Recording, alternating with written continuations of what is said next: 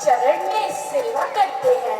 हे नाथ, आप सर्वज्ञों के कल्याण स्वरूप है तथा युक्ति तथा ज्ञान के भंडार है। आपका नाम शरणागतों के कल्याण स्वरूप है। हे सुख के दाता, यदि आप मुझ पर सचमुच प्रसन्न है तो मुझे अपनी कृपा से जान। तो हे प्रभु, श्री रघुनाथ जी की कथा का गुणगान कीजिए। हे प्रभु, जो परमात्मा को जानने वाले हैं वो श्री राम जी को आदि ब्रह्म कहते हैं। वे और सभी श्री रघुनाथ जी का गुणगान करते हैं। कमुदियों के शत्रु आप भी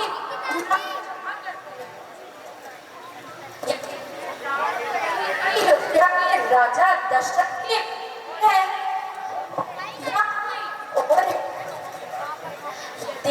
यदि राजपुत्र है तो भ्रम कैसे?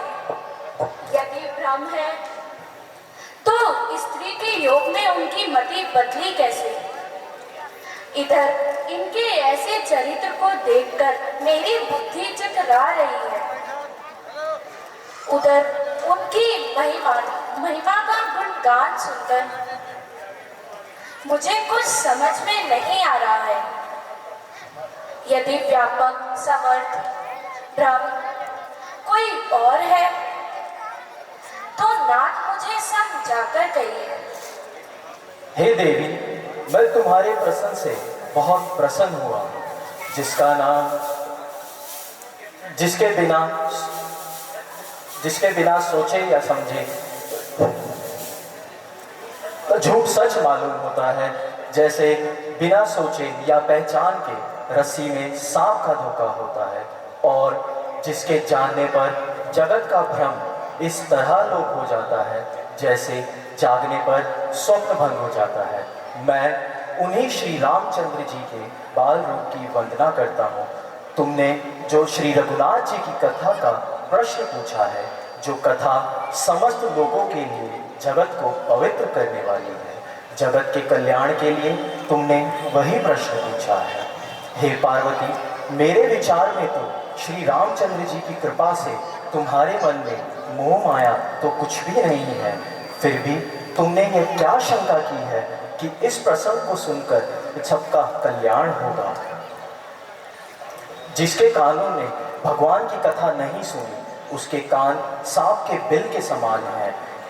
हे गिरजा कुमारी, सगुण और निर्गुण में कोई भेद नहीं।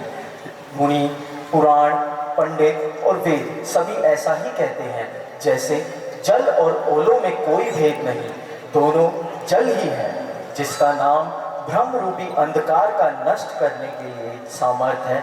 इसके लिए मोह का प्रसंग भी कैसे कहा जा सकता है? हे नाथ, यदि आप मुझ पर सचमुच प्रसन्न है, जो बात मैंने आपसे पूछी है मुझे वो समझाकर कहिए। यदि श्री रामचंद्र ब्रह्म है, सत्य है, ज्ञान स्वरूप है, अविनाशी है और सबसे रहित है, जो सबके हृदय में निवास करने वाले हैं, तो हे नाथ, तो उन्होंने मनुष्य का शरीर किस कारण धारण किया, ये मुझे समझाकर कहिए। जब जब होए धर्म की हानि, बड़े हीन असुर अधर्म अभिमानी। हे पार्वती सुनो, जब जब धर्म का नाश होता है, नीच अभिमानी राक्षस बढ़ जाते हैं और ऐसा अन्याय करते हैं जिनका वर्णन नहीं किया जा सकता। ब्रह्मांड, पृथ्वी और देवता सभी कष्ट पाते हैं।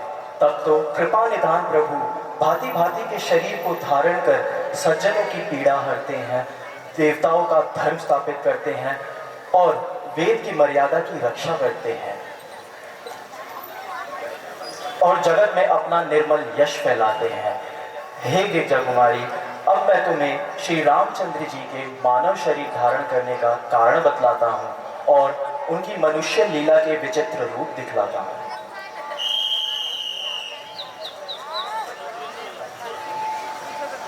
पार्वती जी के बार बार निवेदन करने पर शंकर जी ने श्री रामचरित्र का एक कल्प की कथा का यहाँ पर उन्हें दर्शन कराया। आइए नारद प्रसंग की ओर चलते हैं। देव ऋषि नारद